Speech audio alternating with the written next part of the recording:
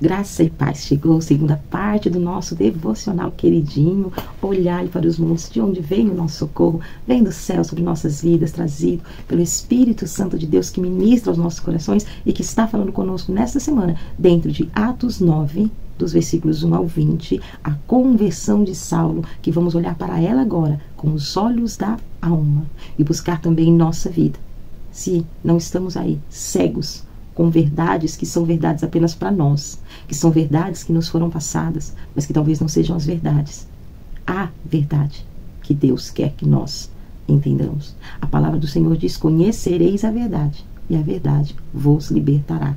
Saulo, hoje, vai ser liberto da verdade que ele conhecia, que era uma mentira disfarçada de verdade, mas que ele levou consigo, grudada como uma segunda pele, durante toda a sua existência, até o momento aqui, do seu encontro com Jesus, a caminho de Damasco. Então, nós vimos ontem quem era este homem. Um homem esclarecido, que lá na frente vai sempre nos orientar. Prestai a Deus um culto racional. Sabe por quê? Este ensinamento, um segundinho você já começou a entender. Porque para ele era tão importante nos orientar a prestar um culto racional. Porque ele, durante a vida toda, não parou para raciocinar. Ele apenas seguiu o que lhe foi colocado, o que lhe foi ensinado. Sabe aquela expressão? Só comia o que lhe enfiava a goela abaixo? E aceitava como verdade.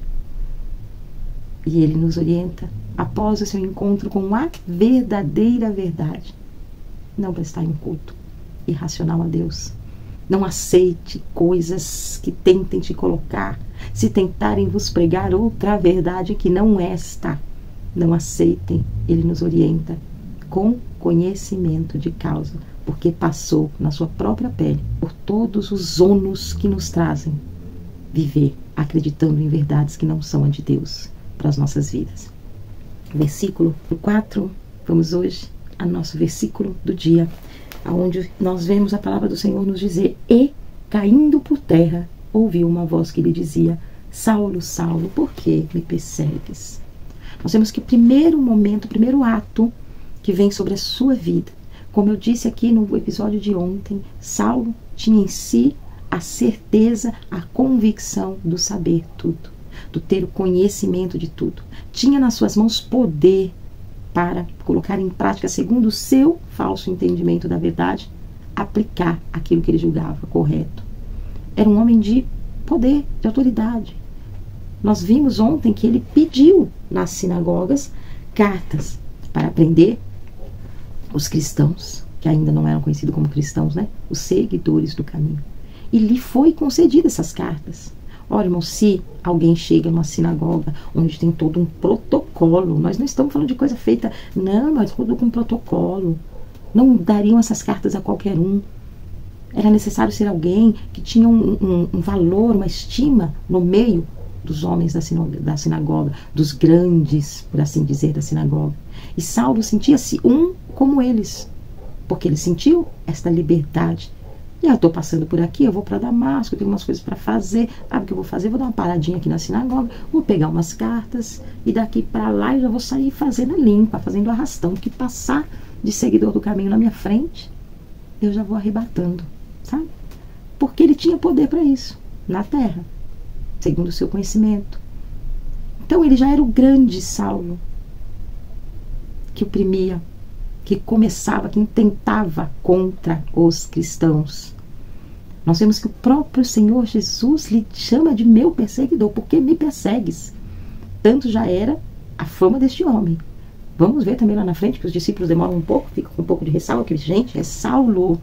Opa, é Saulo. Você entende? Era o inimigo declarado. Mas aí, com carta na mão, para Deus não adianta ter carta na manga. A única carta que conta para nós é a dele. Aqui ele estava cheio de cartas, cheio de autoridade, cheio de si, montado em seu cavalo, indo tranquilamente a caminho da perseguição aos cristãos. Leia comigo. Saulo, respirando ainda ameaças e morte. Era o que ele respirava. ameaças e morte contra os irmãos do caminho. Este homem, cheio de si. Você imagina alguém que respira ameaças e morte? Sabe aquele pensamento, só de pensar em alguém que aceitasse Cristo como seu seguidor, para ele já via assim na sua frente uma forca, apedrejamento, açoites, todas essas coisas, porque ele respirava. Você consegue viver sem respirar? Nós vivemos, né, espiritualmente pela graça e misericórdia de Deus, que derrama sobre nossas vidas todos os dias o sopro de vida que nos faz respirar. Você parar de respirar, morreu. Não é verdade, irmãos?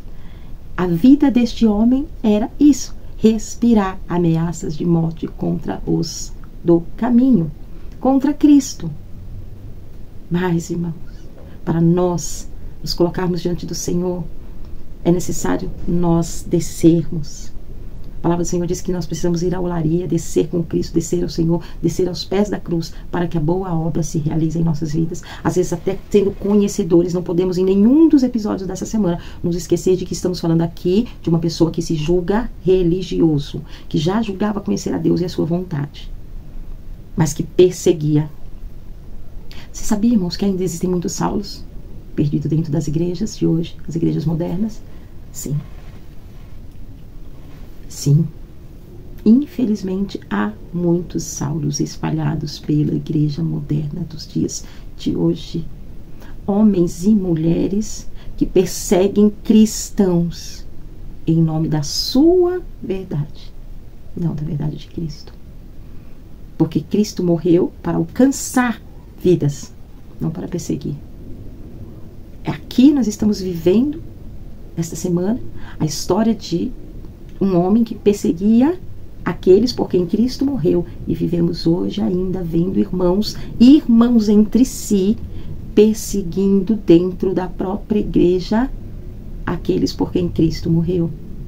Porque quando eu ou você nos levantamos para criticar, perseguir, condenar, apontar qualquer um dos nossos irmãos, estamos sendo Saulo nos dias de hoje. Estamos sendo Saulo nos dias de hoje, respirando acusação, respirando ameaça, respirando morte espiritual na vida de nossos irmãos. Porque quantos morrem todos os dias dentro das igrejas? Quantos são perseguidos todos os dias dentro da igreja? Porque o irmão A acredita que para servir a Deus deve ser assim, e ele não aceita a forma que o irmão B está servindo. E ele vai passar a perseguir em nome da sua verdade. Era o que Saulo fazia aqui, irmãos. Quando eu disse ontem, na introdução deste vídeo, que nós vamos meditar nesta passagem, para com ela buscarmos às vezes em nós, em nossas vidas, nos dias de hoje, semelhanças, pedindo a Deus que sejam mais como o apóstolo Paulo que vai nascer, do que com Saulo, que aqui está. Mas que se ainda assim, pela graça e misericórdia de Deus, nós encontrarmos semelhanças com Saulo, é porque Deus, pelo seu amor e pela sua bondade, preparou esse estudo para cutucar lá dentro da nossa alma, abrir a nossa visão e fazer como fez aqui com Saulo, cair por terra todo conhecimento que não é de Deus, todo achismo que não pertence ao Pai, toda verdade que não é a verdade do Senhor, toda falsa verdade, toda pseudo-verdade, toda verdade minha, que não interessa o que a Bispa Ana acredita que seja verdade, só interessa o que a Bíblia Sagrada diz que é verdade. Não interessa o que você acredita que é verdade. Mas, Bispo, eu acreditei isso a vida inteira. Saulo também acreditou a vida inteira. Ele não perseguia cristãos por hobby. Ele perseguia cristãos por fé. Ele não perseguia cristãos porque era um psicopata. Ele perseguia cristãos porque acreditava que aqueles homens e aquelas mulheres estavam fazendo algo que era contrário a Deus. Quantas vezes justificamos nossos atos que entristecem um irmão? Porque estamos justificando que aquilo que o irmão está fazendo entristece a Deus, o que nós fazemos não. Na mente dele, o que aqueles homens e aquelas mulheres faziam era contrário a Deus. Mas e o que ele fazia? Ele não conseguia sozinho enxergar que fosse qual fosse a atitude, ainda que ele estivesse certo, quando ele tomava aquela atitude de perseguidor, ele jogava por terra todo o mérito para se tornar pior do que aquele que talvez cometesse o erro, que é o que se passa nos dias de hoje. Se eu justificar que não tolero um ato em meu irmão e usar com ele de hostilidade, de grosseria, de intolerância, porque eu não concordo com a forma que ele serve a Deus, ou com a forma que ele vive sem Deus, ou com a forma que ele está se portando diante da casa do Senhor, ou fora da casa do Senhor, eu estou invalidando, ainda que seja verdade, irmão, ainda que seja verdade, eu já invalidei tudo, porque o primeiro mandamento e ensinamento do Senhor é o amor. Ele provou isso, se entregando na cruz do Calvário, pela minha, pela sua vida. Ele encontra-se aqui com Saulo, para lhe provar que, ei, eu não fui para aquela cruz em vão. E Saulo cai por terra, e o Senhor lhe diz: Saulo, Saulo, por que me persegues? E nós vamos buscar a resposta amanhã, no episódio de amanhã.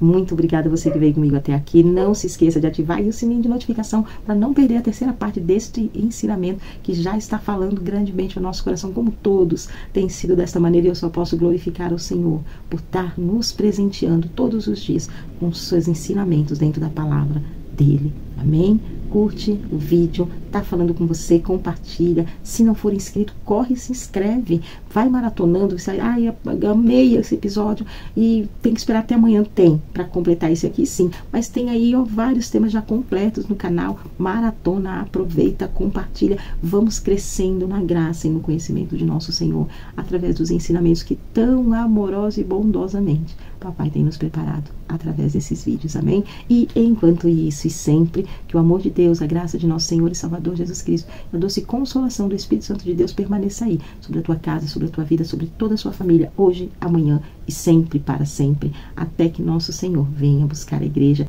amém? Deus te abençoe.